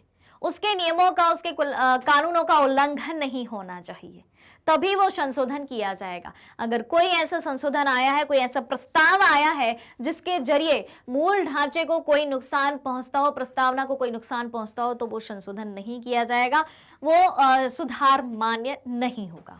ठीक, मूल ढांचे की बात होगी। अब संविधान की आत्मा शब्द की बात करते हैं कि प्रस्तावना को संविधान की आत्मा क्यों कहा गया है। ऑलराइट, तो देखें, प्रस्तावना को संविधान की आत्मा कहा गया है। क्यों कहा गया है? कि जैसे आपके शरीर में अगर आत्मा नहीं रहेगी तो क्या शरीर रहेगा? शरीर किसी काम का रहेगा? नहीं रहेगा, वो मृत शरीर माना जाएगा। इसलिए अगर संविधान की प्रस्तावना नहीं रहेगी तो संविधान भी किसी काम का नहीं रहेगा, क्योंकि पूरा का पूरा संविधान किस पर टिका हुआ है? संविधान की प्रस्तावना पर। जिस तरीके से आपका संविधान, आपका शरीर आपकी आत्मा पर टिका हुआ है। क्लियर? चलिए, तो जिन मूल्यों ने स्वतंत्रता संग्राम की प्रेरणा दी और उसे दिशा निर्देश दिए तथा जो इस क्रम में जांच परख लिए गए, वे ही भारतीय लोकतंत्र का आधार बने। उन्हीं के आधार पर भारतीय संविधान की प्रस्तावना का निर्माण किया गया और प्रस्तावना के आधार पर बाकी संविधान का निर्माण किया गया। ऑलराइट, तो ये बात हो गई संविधान के दर्शन के बारे में। ठीक है, तो जितने भी बुनियादी मूल्य थे भारतीय संविधान की प्रस्तावना में इन्हें शामिल किया गया है और भारतीय संविधान की सारी धाराएं इन्हीं मूल्यों के अनुसार बनी है, उन्हीं मूल्यों के अनुरूप बनी है। इसके सहारे परखा जा सकता है। किसके सहारे? प्रस्तावना के सहारे। और प्रस्तावना में जो बुनियादी मूल्य दिए हैं उसके सहारे परखा जा सकता है कि कौन कानून, कौन फैसला अच्छा है या बुरा है। इसमें भारतीय संविधान की आत्मा बसती है। क्या बात की गई है कि कौन सा कानून अच्छा है, बुरा है, कौन सा फैसला अच्छा है, बुरा है। ठीक है, किसके सहारे परखा जा सकता है? प्रस्तावना के सहारे परखा जा सकता है। और इसी प्रस्तावना में भारतीय संविधान की आत्मा बसती है, इसलिए प्रस्तावना को संविधान की आत्मा भी कहा जाता है। ठीक है, अब ऐसे कौन से बुनियादी मूल्य हैं, ऐसे कौन से शब्द हैं जिनके आधार पर प्रस्तावना का निर्माण किया गया है और उस प्रस्तावना के आधार पर पूरे देश के संविधान का निर्माण किया गया है, उसको जानते हैं। तो यहां पर आप देखें, भारत के संविधान की प्रस्तावना हमें यहां पर दी गई है। तो एक बार हम इस प्रस्तावना को पढ़ लेते हैं कि क्या बातें कही गई हैं। ठीक है, तो देखना, संविधान की प्रस्तावना की शुरुआत कहां से की गई है? हम भारत के लोग। ठीक है, हम भारत के लोगों से शुरुआत की गई है। भारत को एक संपूर्ण प्रभुत्व संपन्न, ठीक, समाजवादी, पंथ निरपेक्ष, लोकतंत्रात्मक गणराज्य बनाने के लिए तथा उसके समस्त नागरिकों को, ध्यान से सुनना, फिर पूरे जितने भी शब्द हैं, जितने भी हाईलाइटेड वर्ड्स हैं, सारे शब्दों का, सारे वर्ड्स का मीनिंग यहां आपको डिटेल में बताया जाएगा। ठीक है, तो हम भारत के लोग भारत को एक संपूर्ण प्रभुत्व संपन्न समाजवादी पंथ निरपेक्ष लोकतंत्रात्मक गणराज्य बनाने के लिए तथा उसके समस्त नागरिकों को सामाजिक, आर्थिक और राजनीतिक न्याय, विचार, अभिव्यक्ति, विश्वास, धर्म और उपासना की स्वतंत्रता, प्रतिष्ठा और अवसर की समता प्राप्त करने के लिए तथा उन सब में व्यक्ति की गरिमा और राष्ट्र की एकता और अखंडता सुनिश्चित करने वाली बंधुता बढ़ाने के लिए दृढ़ संकल्प होकर अपनी इस संविधान सभा में तारीख 26 नवंबर 1949 को, कब 26 नवंबर 1949, जिस दिन संविधान सभा ने संविधान बनाने का काम पूरा किया था और संविधान को एक्सेप्ट किया था, ठीक है। मिति, ये तिथि भी दी है भाई हिंदू कैलेंडर के अनुसार, मिति मार्ग शीर्ष शुक्ला सप्तमी संवत 2006 विक्रमी को एतद द्वारा संविधान को अंगीकृत, अधिनियमित और आत्मर्पित करते हैं। किस तारीख को? 26 नवंबर 1949 को, ठीक है। तो ये है हमारे भारत देश की प्रस्तावना। अब इस प्रस्तावना में जितने भी शब्द आए हैं उनका मतलब हम डिटेल में समझ लेते हैं। तो देखें, संविधान की शुरुआत कहां से होती है, प्रस्तावना की शुरुआत कहां से होती है? हम भारत के लोग भारत को, यहां से शुरुआत होती है, ठीक है। तो इसका मतलब क्या है? भारत के संविधान का निर्माण, ध्यान से सुनिएगा, भारत के संविधान का निर्माण और अधिनियमन भारत के लोगों ने अपने प्रतिनिधियों के माध्यम से किया है। क्या बात कही गई है? भारत के संविधान का निर्माण कैसे हुआ है? भारत के संविधान का निर्माण और अधिनियमन भारत के लोगों ने अपने प्रतिनिधियों के माध्यम से किया है। हम भारत के लोगों ने उन प्रतिनिधियों को चुना जो संविधान सभा में शामिल हुए, ठीक है, और उन्होंने ही संविधान सभा को बनाया। तो भूमिका किसकी है? हमारी है। इसलिए शुरुआत किससे करी गई है? हम भारत के लोग से प्रस्तावना की शुरुआत करी गई है, ठीक है, ना कि इसे किसी राजा या बाहरी आदमी ने उन्हें दिया है। हमारे देश का संविधान है, हमने अपने संविधान सभा के सदस्यों को चुना, उन्होंने संविधान को बनाया, ठीक है। इसलिए इस शब्द से शुरुआत होती है, क्योंकि हमारे देश का संविधान किसी राजा ने नहीं बनाया, ठीक है, किसी बाहरी आदमी ने नहीं बनाया। क्लियर? दूसरी बात, दूसरा शब्द क्या है?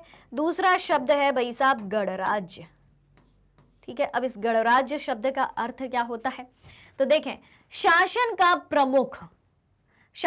प्रमुख जो है लोगों द्वारा चुना हुआ व्यक्ति होगा, ना किसी वंश या राज खानदान का होगा। क्लियर हो रही है बात? तो जो शासन का प्रमुख व्यक्ति होगा वो किसके द्वारा चुना गया है? वो भारत देश के लोगों के द्वारा चुना है, ना किसी वंश से संबंधित है, राजवंश से संबंधित है, ठीक है, ना कोई तानाशाह है। क्लियर हो गई बात? तो गणराज्य का मतलब क्या होता है? गण यानी कि लोग, जन। किसने चुना है? लोगों ने चुना है, जनता ने चुना है। ये हुआ गणराज्य का मतलब। तीसरा शब्द क्या है इसमें? तीसरा शब्द है न्याय।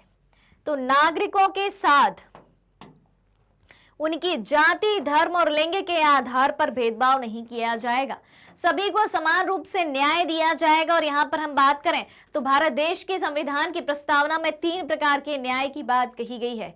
एक है सामाजिक न्याय, एक है आर्थिक न्याय और एक है राजनीतिक न्याय। कौन कौन सा न्याय? सामाजिक, आर्थिक और राजनीतिक न्याय की बात कही गई है। चाहे वो व्यक्ति किसी भी कास्ट का हो, किसी भी रिलीजन का हो, किसी भी जेंडर का हो, ठीक है, किसी के साथ किसी भी तरीके का भेदभाव नहीं किया जाएगा, ठीक है। और सामाजिक, आर्थिक और राजनीतिक न्याय सभी के साथ समान रूप से किया जाएगा। अब इसके बाद क्या आता है? अगला शब्द आता है भाई साहब समाजवादी। क्या आता है? समाजवादी। तो समाज में संपदा सामूहिक रूप से पैदा होती है। समाजवादी मतलब समझें, हम इसका शब्द का मतलब समझें तो समाज में जितनी भी संपदा है, जितने भी संसाधन है, जितने भी प्रकृति आपको चीजें देती है, सभी के लिए समान रूप से देती है। प्रकृति तो किसी तरीके का भेदभाव नहीं करती कि भाई ये गरीब है, ये अमीर है, तो उस हिसाब से हमें संसाधन देने चाहिए, ठीक है। तो समाज में संपदा सामूहिक रूप से पैदा होती है, इसलिए समाज में बंटवारा भी समान रूप से होना चाहिए। समाजवाद की अवधारणा क्या कहती है? कंसेप्ट क्या कहता है समाजवाद का? कि जितनी भी चीजें इस पृथ्वी पर उपलब्ध हैं, जो प्रकृति ने हमें दी हैं, उसका वितरण सभी में समान रूप से बिना भेदभाव के होना चाहिए, ठीक है। तो समाज में संपदा सामूहिक रूप से पैदा होती है, समाज में उसका बंटवारा समानता के साथ होना चाहिए। सरकार जमीन और उद्योग धंधों की हकदारी से जुड़े कायदे कानून इस तरह से बनाए कि सामाजिक आर्थिक असमानताएं कम हो, यानी कि हमें समानता भी प्रदान करी गई है समाजवादी सिद्धांत के अनुसार। क्लियर। फिर अगला शब्द क्या आता है? अगला शब्द आता है प्रभुत्व संपन्न। क्या होता है इसका मतलब? प्रभुत्व संपन्न का अर्थ क्या होता है? तो देखें, लोगों को अपने से जुड़े हर मामले में फैसला करने का सर्वोच्च अधिकार है। प्रभुत्व संपन्न, प्रभुत्व का मतलब होता है अधिकार, स्वामित्व। ठीक है। तो हर एक व्यक्ति को खुद से जुड़े मामले पर क्या बोलते हैं, फैसला लेने का अधिकार सबका है। ठीक है। सर्वोच्च अधिकार है, हम अपने फैसले खुद ले सकते हैं। जिस प्रकार से हम अपने फैसले खुद ले सकते हैं उसी प्रकार से हमारा देश भी अपने फैसले खुद ले सकता है। अब कोई दूसरी शक्ति नहीं आएगी, दूसरा देश नहीं आएगा कि वो अपना अधिकार हम पर जमाए, अपने फैसले हम पर थोपे। हम आज़ाद हो चुके हैं, हमारे देश का हमारा संविधान है, तो हम अपने से जुड़े हर एक फैसले को खुद ले सकते हैं, इसका हमें सर्वोच्च अधिकार है। और कोई भी बाहरी शक्ति भारत की सरकार को आदेश नहीं दे सकती कि आप ऐसे नहीं ऐसे काम करिए। ठीक है। यही बात होती है प्रभुत्व संपन्न की, कि हम अपने अधिकारों से संपन्न हैं, हम अपने फैसले छोटे बड़े जैसे भी मसले होते हैं हम उन पर फैसला खुद ले सकते हैं। पहले ब्रिटिश शासन का अधिकार था, लेकिन हम अब उससे आजाद हो चुके हैं। अब कोई भी शक्ति हम पर ना तो अधिकार जमा सकती है, ना किसी भी तरीके का हम पे अपना फैसला थोप सकती है। क्लियर। चलिए, अब अगला शब्द क्या मिलता है? स्वतंत्रता। अगला शब्द है स्वतंत्रता। तो क्या कहती है भाई ये स्वतंत्रता?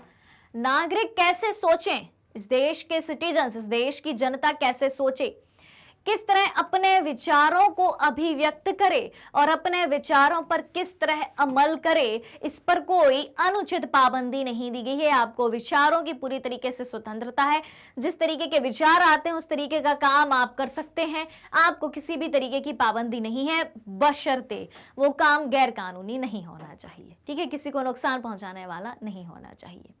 क्लियर। तो यहां हम देखें तो हमें 5 प्रकार की स्वतंत्रता की बात कही गई है।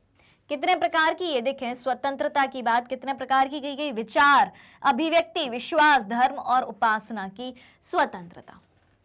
हमें अपने विचारों को व्यक्त करने की स्वतंत्रता है, हमें अभिव्यक्ति की स्वतंत्रता है, विश्वास की स्वतंत्रता है, जिस धर्म को हम मानना चाहें, जिस तरीके से हम आराधना करना चाहें। क्लियर। फिर अगला शब्द आता है बंधुता। क्या आता है अगला शब्द? बंधुता। किसे कहते हैं? तो हम सभी ऐसा आचरण करें कि जैसे हम एक परिवार के सदस्य हैं। बंधुता यानी कि भाईचारा, हम सब भाई बहन हैं।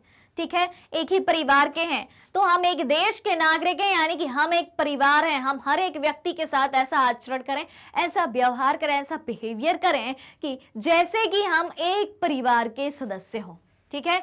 कोई भी नागरिक किसी दूसरे नागरिक को अपने से कमतर ना माने। यहाँ ऊंचा नीचा बड़ा छोटा कुछ भी नहीं है, सब चीजों में सब तरीके की बराबरी है। ठीक है। तो क्या करना है कि बंधुता है, हमारे देश के संविधान में बात कही गई है बंधुता की। फिर अगली बात किसकी आती है? अगली बात आती है समता की। ठीक है। समता यानी कि समानता। ठीक है। अब समता समानता की बात करें तो यहां पर देखें 2 तरीके की समता या समानता की बात कही गई है, प्रतिष्ठा और अवसर की समता। देखें तो कानून के समक्ष सभी लोग समान हैं, कानून के सामने सभी लोग बराबर हैं। पहले से चली आ रही सामाजिक असमानताओं को समाप्त होना होगा। जो पुराने समय से जो रूढ़िवादियां चली आ रही हैं, जो सामाजिक असमानताएं चली आ रही हैं, जो भेदभाव चला आ रहा है सामाजिक रूप से, उनको खत्म होना होगा। कानून के सामने सभी लोग समान हैं। सरकार हर नागरिक को समान अवसर उपलब्ध कराने की व्यवस्था करे। ठीक है। हमारे देश की सरकार का यह कर्तव्य होगा कि सभी व्यक्तियों को समान अवसर उपलब्ध कराए। जितनी भी अपॉर्चुनिटी हो उसमें सभी लोग बराबर से हिस्सा ले पाए, भाग ले पाए, पार्टिसिपेट कर पाए। ठीक है, तो समता की बात है तो यहाँ पर दो प्रकार की समता या समानता की बात कही गई है, प्रतिष्ठा और अवसर की समता। ऑलराइट, अब क्या बचता है? लोकतंत्रात्मक। इस शब्द का मतलब क्या है ये देखें भाई, लोकतंत्रात्मक शब्द का अब हम अर्थ समझते हैं। तो देखें लोकतंत्रात्मक क्या होता है। लोकतंत्रात्मक यानी कि पहली बात तो यह है कि लोकतंत्र सरकार का एक स्वरूप है कि उस देश की शासन व्यवस्था कैसी चलनी चाहिए। ठीक है, तो लोकतंत्र बात करता है कि इस देश के शासन को चलाने में हर एक की भागीदारी होगी। जो सरकार का चुनाव होगा, जो नेता का चुनाव होगा, जो शासनकर्ता का चुनाव होगा, वो उस देश की जनता के द्वारा होगा। ठीक है, तो सरकार का एक ऐसा स्वरूप जिसमें लोगों को समान राजनीतिक अधिकार प्राप्त रहते हैं। ठीक है, हर एक व्यक्ति को समान राजनीतिक अधिकार प्राप्त हैं। लोग अपने शासक का चुनाव करते हैं और उसे जवाबदेह बनाते हैं। वो शासन और वो शासक किसके प्रति रिस्पॉन्सिबल होगा, किसके लिए उत्तरदायी होगा, किसके लिए जवाबदेह होगा? उस देश की जनता के लिए, क्योंकि उस देश की जनता ने ही शासक को चुना है। ठीक, और यह सरकार कुछ बुनियादी नियमों के अनुरूप चलती है। वो सरकार कैसे चलती है? बुनियादी मूल्यों के अनुसार चलती है। ठीक है, ये बात हो गई किसकी? लोकतंत्र की बात हो गई। फिर अगला एक और शब्द आता है, वो है आपका पंथ निरपेक्ष। अब पंथ निरपेक्ष क्या होता है? यानी कि धार्मिक रूप से सभी व्यक्ति समान हैं।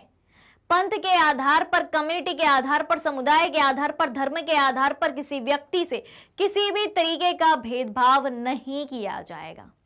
तो नागरिकों को, उस देश की जनता को किसी भी धर्म को मानने की पूरी स्वतंत्रता है।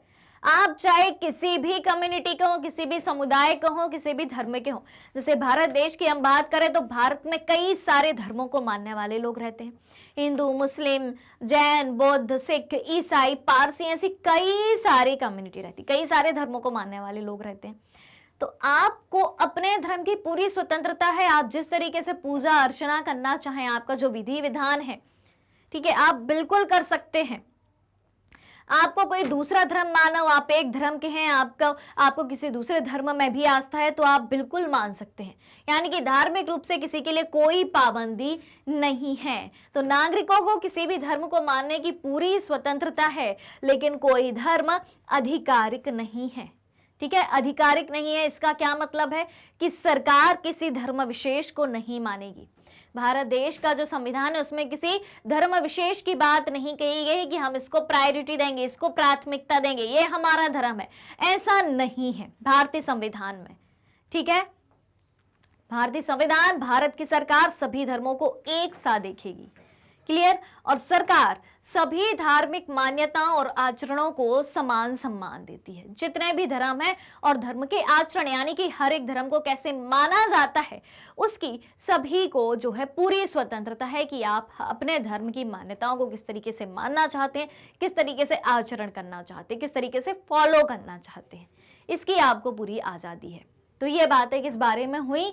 जो हमारे भारतीय संविधान के बुनियादी मूल्य हैं उस बारे में हुई। Alright, clear? समझ में आ गई बात? तो हमारे भारत देश की प्रस्तावना में जो भारत के संविधान की आत्मा है, भारत के संविधान का मूल ढांचा है, उसमें जितनी भी बातें कही गई हैं वो सारी बातें एक एक शब्द के साथ आपको डिटेल में बताई गई हैं। तो यहां तक की बातें क्लियर हो चुकी हैं? क्या कहते हो? जल्दी से कमेंट करके बताइए। अगर यहां तक किसी को कोई समस्या हो, कोई डाउट हो, कोई क्वेश्चन हो, कुछ भी चीज आपके दिमाग में आ रही हो तो फौरन बताना है। चलिए चला जाए आगे फिर। चलिए अब संस्थाओं के स्वरूप को जानते हैं। क्या है इसमें संस्थाओं का स्वरूप? तो संविधान सिर्फ मूल्यों और दर्शन का बयान भर नहीं है। क्या कहा गया है? संविधान सिर्फ मूल्यों और दर्शन का बयान भर नहीं है। हमने संविधान के दर्शन को जाना, संविधान के मूल्यों को जाना, बुनियादी मूल्यों को जाना, वैल्यूज को जाना, उसका बयान भर नहीं है, हर चीज को अप्लाई किया जाता है। ठीक है, और संविधान इन मूल्यों को संस्थागत रूप देने की कोशिश है। ठीक है, जिसे हम भारत का संविधान कहते हैं, उसका अधिकांश हिस्सा इन्हीं व्यवस्थाओं को तय करने वाला है। जो हमारे भारत देश की संस्थाएं हैं, जिनके माध्यम से भारत देश का शासन चलता है, और वो संस्थाएं उस संविधान को मानते हुए, उस कानून को मानते हुए भारत देश का शासन चलाती हैं। ठीक है, उनमें हमें सारे मूल्य दिखाई देते हैं, पूरा दर्शन दिखाई देता है कि यहाँ वास्तव में संविधान में जितनी भी बातें कही गई हैं उन्हीं के अनुसार ये संस्थाएं काम कर रही हैं। ठीक है, संस्थाएं यानी कि हमारे भारत देश की संसद काम कर रही है, लोकसभा, राज्यसभा, राष्ट्रपति, प्रधानमंत्री, ठीक है, विधानसभा, विधान परिषद, पंचायती राज, नगर पालिका, नगर निगम, जिला परिषद, ब्लॉक कमेटी, ठीक है, जो भी है, ग्राम सभा, सब ये क्या है? संस्थाएं हैं। किसका पालन करती हैं? संविधान का पालन करती है, उसी के अनुसार शासन चलाती हैं। क्लियर? और जो संविधान है यह बहुत ही लंबा और विस्तृत दस्तावेज है, छोटा मोटा डॉक्यूमेंट तो है नहीं, पूरी की पूरी किताब है। इसलिए समय समय पर इसे नया रूप देने के लिए इसमें बदलाव की भी जरूरत पड़ती है, जिसे हम संशोधन के नाम से जानते हैं। यानी कि जब जैसी जरूरत पड़ेगी तो नियमों में क्या किया जा सकता है? कुछ संशोधन भी किया जा सकता है। क्लियर? फिर भारतीय संविधान के निर्माताओं को लगा कि इसे लोगों की भावनाओं के अनुरूप चलना चाहिए और समाज में हो रहे बदलावों से दूर नहीं रहना चाहिए। क्या बात कही गई है कि भारतीय संविधान के निर्माताओं को लगा कि इसे लोगों की भावनाओं के अनुरूप चलना चाहिए, जो संविधान बना है उसे, और समाज में हो रहे बदलावों से दूर नहीं रहना चाहिए। इसीलिए संविधान संशोधन की व्यवस्था भी किस आर्टिकल में करी गई है? आर्टिकल 368 यानी कि अनुच्छेद 368 में करी गई है, बशर्ते कोई संशोधन ऐसा ना हो कि जिससे संविधान की आत्मा को ठेस पहुंचे, संविधान की प्रस्तावना यानी कि मूल ढांचे को ठेस पहुंचे। ऑलराइट, तो ये हो गया भाई संस्थाओं का स्वरूप सॉरी। और उन्होंने इसे पवित्र और स्थायी, ना बदले जा सकने वाले कानून के रूप में नहीं देखा था कि बस ये कानून बन गया, ये स्थायी है, इसे बदला नहीं जा सकता। समय समय पर इसमें लचीलेपन की भी व्यवस्था करी गई कि इसमें संशोधन किया जा सकता है सिचुएशन के हिसाब से, जरूरत के हिसाब से, परिस्थिति के हिसाब से। ठीक, तो अब देखें क्या है ये कॉन्स्टिट्यूशनल अमेंडमेंट, संविधान संशोधन। देखें, देश के सर्वोच्च विधायी संस्था द्वारा, क्या बात कही गई है? देश की सर्वोच्च विधायी संस्था के द्वारा उस देश के संविधान में किए जाने वाले बदलाव को क्या कहते हैं? संविधान संशोधन कहते हैं। क्या कहते हैं? संविधान संशोधन कहते हैं। क्लियर? और संविधान ने संस्थागत व्यवस्थाओं को बड़ी कानूनी भाषा में दर्ज किया है। अगर आप संविधान को पहली बार पढ़ें तो इसे समझना मुश्किल होगा, एक बार में तो समझ में नहीं आएगा, फिर भी संस्थाओं के बुनियादी रूप को समझना मुश्किल नहीं है। अगर आप हर एक संस्था के कामकाज को देखें कि भाई हमारे देश की संसद काम कैसे करती है, संसद में लोकसभा, राज्यसभा, राष्ट्रपति, इनके क्या काम होते हैं, राज्य के विधानमंडल में विधानसभा, विधान परिषद के क्या काम होते हैं, पंचायती राज में नगर पालिका, नगर निगम, इन सबके क्या काम होते हैं, ग्राम सभा के क्या काम होते हैं, ब्लॉक कमेटी, जिला परिषद के क्या काम होते हैं, तो संविधान को समझना आसान है। इसलिए मैं आपसे बार बार कहती हूँ कि भाई साहब आपको करना क्या है, एक काम करना है कि जो भी आपके चारों तरफ राजनीतिक गतिविधियां चल रही हैं, जिस क्षेत्र के आप निवासी हैं, आप गांव के हैं, आप नगर के हैं, आप बड़ी सिटी के हैं, ठीक है, जहां के भी हैं, उस जगह की शासन व्यवस्था कैसे चलती है, वहां के शासन का स्वरूप कैसा है, उसके बारे में आपको जानकारी लेनी रहती चाहिए। ठीक है, समझ में आ रही है बात? तो उससे क्या होगा? उससे ये होगा कि आपको संविधान समझ में आएगा कि संविधान है क्या वास्तव में, आप जानते हो। ठीक है, बस जब शब्द आता है भाई संविधान, संविधान संशोधन, पंथ निरपेक्षता, समाजवाद, गणराज्य, लोकतंत्र, तो आप घबरा जाते हो कि क्या है ये। भाई उन्हीं सब चीजों में आप रह रहे हो, उन्हीं के साथ रह रहे हो, उन सारी चीजों को देख रहे हो, बस शब्द का मतलब समझ रहे हैं, अच्छा इस चीज को ये भी कहते हैं, ऐसा कहते हैं, इसलिए कनेक्टिविटी बना के रखनी है आपको, बस इतना कहना है। क्लियर? फिर अगली बात क्या कहेगी? किसी भी संविधान की तरह भारतीय संविधान भी वे नियम बनाता है जिनके अनुसार शासकों का चुनाव किया जाता है। ठीक है, तो शासकों का चुनाव भी कैसे किया जाता है? उस देश के संविधान के द्वारा, कि उस संविधान में क्या बातें लिखी हैं, कैसी बातें लिखी हैं। ऑलराइट, तो ये रहा संविधान निर्माण पॉलिटी चैप्टर नंबर 2 का पूरा कंप्लीट चैप्टर रिवीजन। ठीक है। इसमें हमने कई सारी चीजें जानी कि संविधान आखिर होता क्या है, संविधान दक्षिण अफ्रीका के संविधान के बारे में जाना कि वहां के संविधान का निर्माण कैसे हुआ, हमें संविधान की जरूरत क्यों होती है, भारत के संविधान का निर्माण कैसे हुआ, संविधान सभा क्या होती है, कैसे निर्माण हुआ, संविधान सभा ने कैसे काम किया, भारतीय संविधान के बुनियादी मूल्य जो कि प्रस्तावना में दिए गए हैं उनका मतलब क्या होता है, संविधान संशोधन क्या होता है। इन तमाम बातों के साथ इस चैप्टर को कंप्लीट किया है। उम्मीद है कि सारी बातें आपको बहुत अच्छे से समझ में आई होंगी। अगर कहीं भी कोई भी समस्या है, डाउट है, तो जल्दी से आपको क्या करना है, कमेंट में मुझे लिख के बता देना है कि मैम ये प्रॉब्लम है और सब बातें क्लियर हैं, तो वो भी लिख के मुझे बता देना है। ऑल राइट, क्लियर, चला जाए आगे। चलिए तो चलते हैं और अब कहाँ मिलेंगे, अगले चैप्टर में मिलेंगे। ऑल राइट, चलिए। तो अगर आप हमारे डेली के लाइव लेसन और रिकॉर्डेड लेसन से जुड़ना चाहते हैं, सारी चीजें उपलब्ध हैं मैग्नेट ब्रेन्स के यूट्यूब चैनल, वेबसाइट और एप्लीकेशन पर। मैग्नेट ब्रेन्स इंडिया का number 1 100% free online education platform है। इसके अलावा अगर आप ई बुक्स, फ्री नोट्स भी चाहते हैं, उसकी लिंक भी वीडियो के डिस्क्रिप्शन बॉक्स में दी गई है, वहां से आप अवेल कर सकते हैं। हमारे पास आपके लिए कई सारे top courses Hindi medium, English medium दोनों में उपलब्ध हैं। CBSE board, Delhi board, Bihar board, UP board, MP board, Rajasthan board के सिलेबस को कंप्लीट कराया जाता है। साथ ही साथ उन सारे स्टेट बोर्ड के सिलेबस को कंप्लीट कराया जाता है जहां पर एनसीईआरटी का पैटर्न फॉलो किया जाता है, और कई सारे स्टेट बोर्ड के सिलेबस को भी कंप्लीट कराया जाता है, क्योंकि हम आपको पढ़ाते हैं एनसीईआरटी से, यानी कि उन सारे स्टेट के सिलेबस को कंप्लीट कराया जाता है जहां पर एनसीईआरटी से पढ़ाया जाता है। स्पेशल कोर्सेज भी हैं, वैदिक maths, crash course, spoken English और इतने सारे कोर्सेज एक ही सिंगल प्लेटफॉर्म पर हाई क्वालिटी एजुकेशन के साथ, फुल्ली ऑर्गेनाइज्ड कंप्लीट कोर्स के साथ आपको एकदम फ्री में प्रोवाइड कराए जाते हैं। जी हाँ, और मैग्नेट ब्रेन्स यूट्यूब के अलावा अदर सोशल मीडिया प्लेटफॉर्म जैसे कि Facebook, Instagram, Twitter, Telegram, WhatsApp पर भी उपलब्ध है। आप हमें यहाँ भी फॉलो कर सकते हैं, यहाँ से भी सारी जानकारी प्राप्त कर सकते हैं। तो आज के सेशन को ज़्यादा से ज़्यादा लाइक और शेयर करते हुए चैनल को सब्सक्राइब भी करना है। हमारे साथ बने रहिए, जुड़े रहिए, पढ़ते रहिए, खुश रहिए। Thank you so much.